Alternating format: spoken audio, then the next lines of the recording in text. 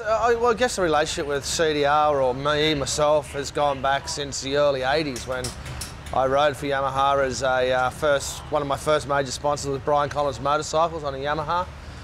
Then I progressed from there on into the Toshiba Yamaha factory team, and then pretty much been a factory rider right up until 1992 with Yamaha. And when I retired in '92 as a rider, I then started CDR, which I think this is the 19th year or something like that of CDR.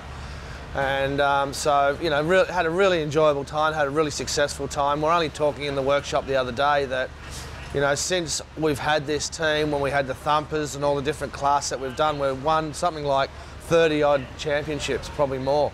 And, you know, it's great fun, it's fantastic. And one of the most important things, I guess, whether it's business or sport or anything that you do in life, I think you've got to keep pushing the envelope and pushing the boundaries and looking to go that next step on a even sooner than an annual basis. You've got to keep moving forward, otherwise it seems like that you fall backwards very quick. And you're right, it is a roller coaster ride, especially, I guess, for me. I'm an emotional person too, so I get very passionate about winning. I also get very down about losing. But I found I've learned to control those emotions and put them into better use, you know, in the last several years in particular. It's a hard gig, especially now with, you know, as we can see around us, you know, the setup that we have to have and the money involved to keep it at this level, and the professionalism that's required from not only your riders but all your staff and all the other bits and sponsors and all the bits and pieces that go with it. It's not an easy gig, but as you said, very enjoyable. Looking at hiring a rider, there's a lot of things to look for in that. Obviously, the most important thing is quick. You've got to be quick. You know, there's no two ways about that. You've got to have a fast guy, and sometimes, you know, having a really fast guy who might be radical and crash a lot and all that, sometimes better than because I find it's a lot easier to tame the beast than it is to create the beast. So number one, look for a quick guy. Obviously, you have to have that feeling that they're going to fit in with your environment, because it's different characters and different personalities throughout teams. And we've had guys at times where, you know, been fantastic riders. We won a couple of championships together, but we just, for some reason, we just didn't gel. You know, one to come to mind is Craig Anderson. You know, I like Craig a lot. Good mates, great guy, fantastic rider. But we seem to lock horns a little bit. But there's no harm done there. It's just that we were good for him, he was good for us, and he got another option and went another way, and that's it. And no hard feelings. But it's yeah, the professional side of the fitness and the mental side of things you've got to have in a rider. Someone who's prepared to dedicate their life and their time to this, because it's not only on race day and riding and practicing through the week with media commitments and sponsorship commitments and all that sort of stuff. So I guess that's just a few of the things we look for. I think that's one of the responsibilities that comes with being a team owner manager, is picking that time and that place when things aren't working or you feel like they could be better or whatever the occasion is. I guess that's the black art in the job, that you can detect those moments, hopefully before they happen, because it's always better to get on top of a problem when the problem's small rather than waiting for the problem to blow up.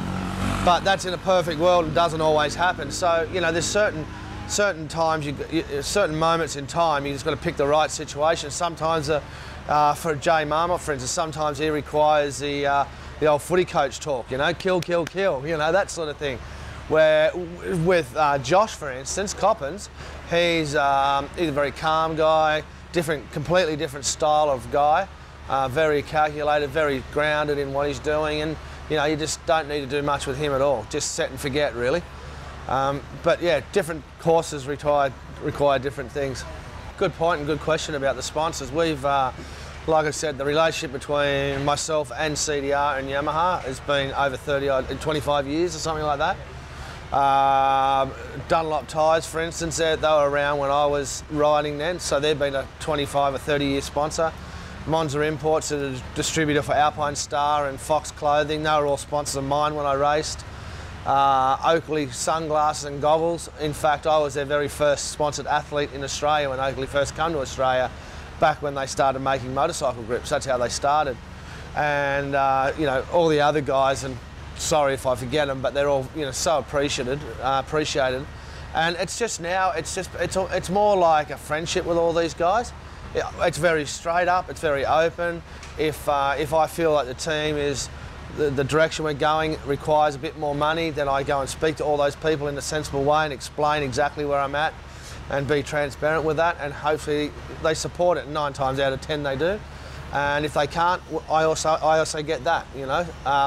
Things are tight and tough at the moment out there in the economy, and and the motorcycle industry in particular is copping a hard time, so I've got to be respectful and mindful of that situation, which I am.